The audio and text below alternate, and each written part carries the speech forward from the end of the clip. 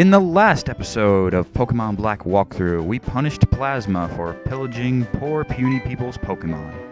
I'm DeoGenZ, and on this episode, we're going to be thanked by Bianca, first of all, and keep exploring Route 3.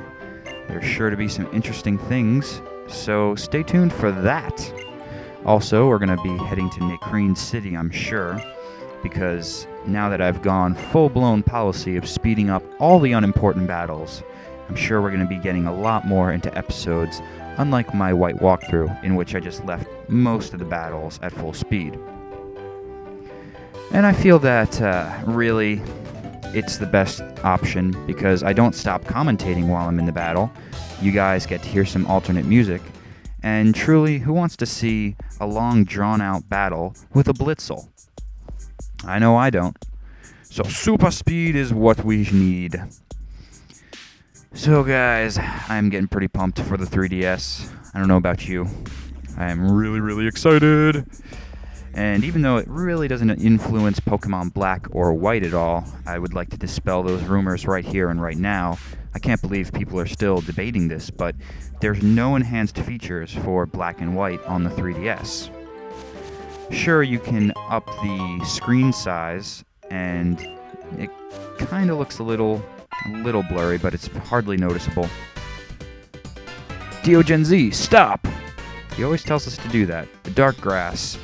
Every now and again, you'll see two Pokemon popping out at once. In other words, you have to be careful, because double battles exist in the darker grass.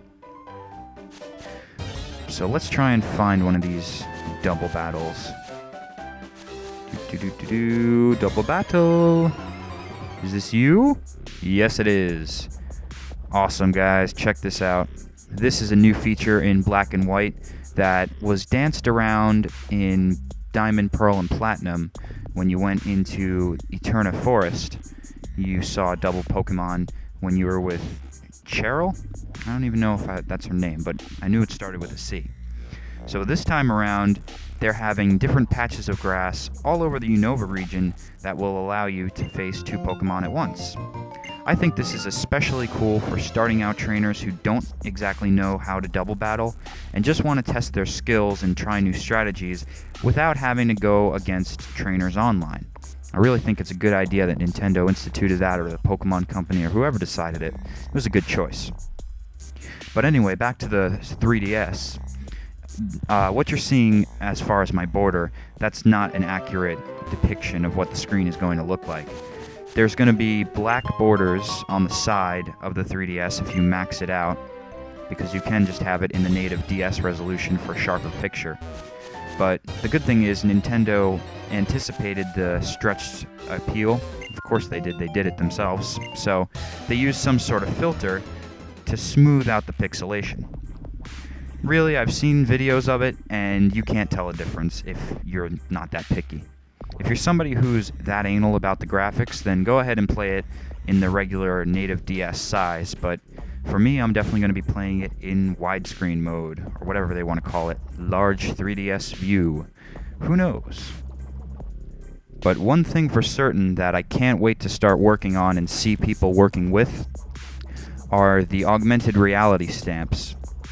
I already have some augmented reality stamps that I can print out, and if I find the link, I'll put it below, of someone who's developed it for webcams that you could use today with any webcam that's in a laptop or external one that you plug in through USB. And it's pretty cool because a whole world pops out and it's doing its own thing. Like there's a snail garden. And if anybody knows what I'm talking about, if anybody's seen it, please comment below, because I haven't viewed this guy's site in a while.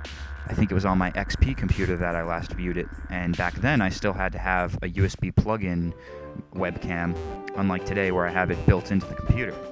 So times have changed, and the 3DS, it's basically just using a webcam.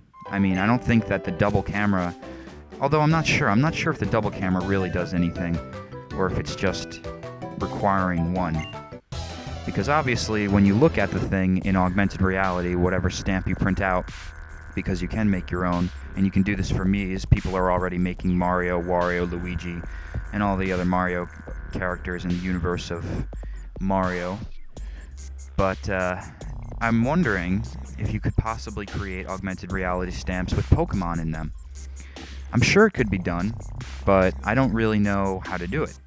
So if anybody's familiar with augmented reality, just messing around with it with basic webcams, please PM me, because I'd be interested in making some. So that was definitely a quicker rush through Route 3 than we did on my white walkthrough. And it's great, because now we get to see Nacrene City. Or not, we don't even get to see what the name is of the city, and then Charon stops us. Thanks a lot, Charon, thank you.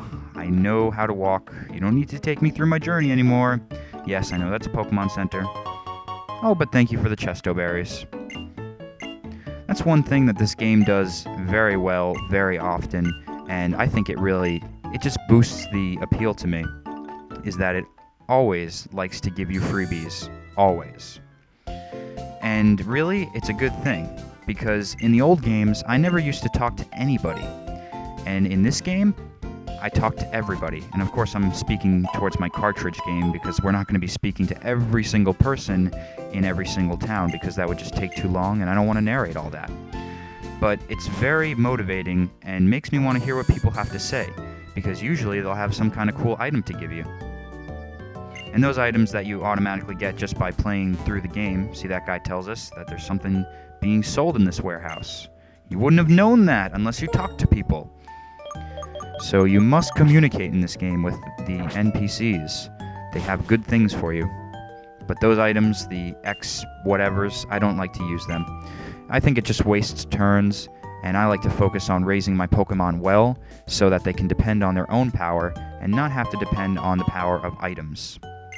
I always humorously think back to the Pokemon manga, and Green, that girl, I don't know if I'm speaking to people who don't understand what I'm saying, because I realize the manga could be above or not even in anybody's radar, but there was this girl character named Green, and she was basically a con artist, and she had Red buy these battle items, and when Red got them, he attached them all to Pikachu, and Pikachu looked ridiculous having all these things attached, and I think it was a pincer that he fought, and Pikachu totally failed. And I just I completely have that thought in my head whenever I see those X anything items. Now, before we go to the gym in Nacrene City, like I did in my white walkthrough, I want to check out this route on Pinwheel Forest. See that character right there that we just talked to? We got another item. And it's just excellent. I love talking to people in this game because we get so many things. Are we going deeper? Unless we're tough, we're just going to be rooted up on the spot.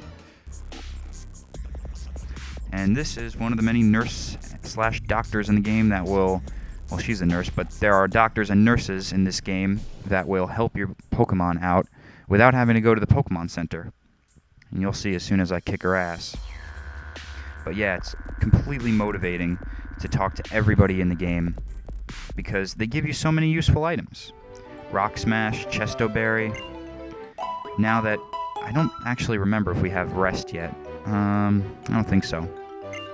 But when we get Rest, that'll be very useful. That's a very basic but effective tactic to do. Attach a Chesto Berry, which if you don't know what that does, it will awake your Pokemon from sleep. So if your Pokemon's put to sleep by an opponent, you can use it, or if it's just attached, it will automatically eat it when it's put to sleep.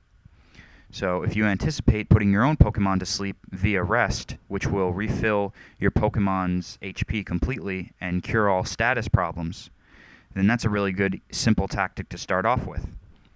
Just have a Chesto Berry attached, and that also works very well for EV training. So even though it's a very simple strategy, it's very basic, it's a vital one. And I think that I highly recommend, I don't see, well, you know, I guess I did it in the last white walkthrough where I just completely skipped this area, but if you really want to train your Pokemon well, which I'm sure you do, then I highly recommend you come onto this route right before Pinwheel Forest. I don't know why they call it Pinwheel Forest. I guess this could be considered part of it, but I like to think of it as the outskirts of Pinwheel Forest.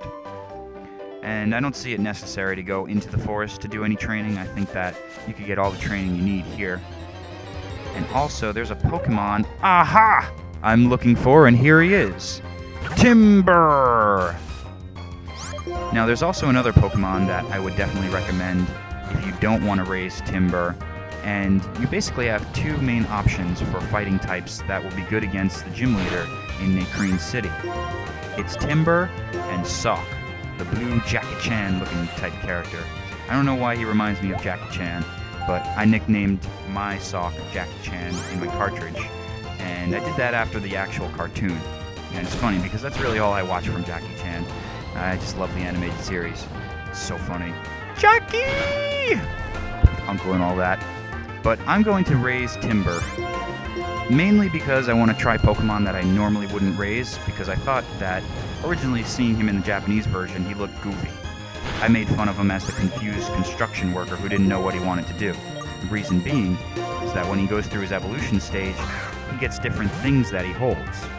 So he's holding a piece of lumber right now. Then I believe in the next stage he's going to be holding a steel girder. And after that, he's holding on to two concrete pillars. So he doesn't really know what area of construction he wants to be in. All he knows is that he wants to be in it. Timber, the muscular Pokemon. It fights by swinging a piece of lumber around. It is close to evolving what it can handle the lumber without difficulty. Well, I don't know about you guys, but personally I think that he's ready to evolve right now, because he was just twirling that piece of lumber like it was no problem. Also, what I think is really funny is that he'll keep twirling that piece of lumber even when he's asleep. So, in my book, I think he's always ready to evolve if he can masterfully just whoop, throw the lumber up, catch it in his sleep. Yeah, he's ready to evolve in my book, but apparently that's just something Pokemon can do. The many mysterious powers of Pokemon. So the benefit of raising a Timber is, the two main options you have is slow and steady, which would be Timber, where right off the bat you're not going to have pure power, but as you evolve it, it's going to turn into an absolute beast, which I'm very much anticipating against the Elite Four. But if you want to go down the route with Sock, the blue karate chop guy, and if you have the white version, you'll fight his counterpart, the red chubby Throw. I'm not sure if that's how you pronounce his name, but that's what you'll find in your white version. So those are two exclusive Pokemon, Sock in black and Throw in white. And those Pokemon don't evolve, but they're extremely powerful.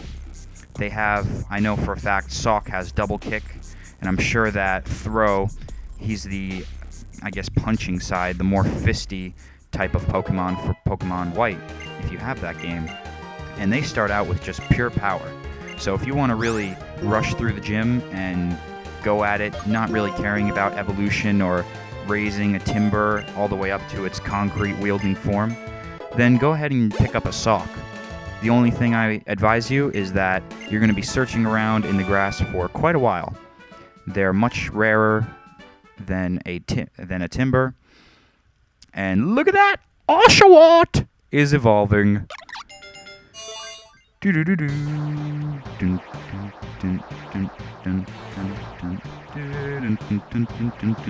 being deatomized and reatomized into a D-Watt. A D-Watt?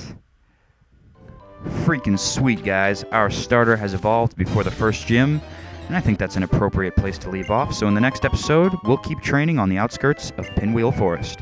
See you then.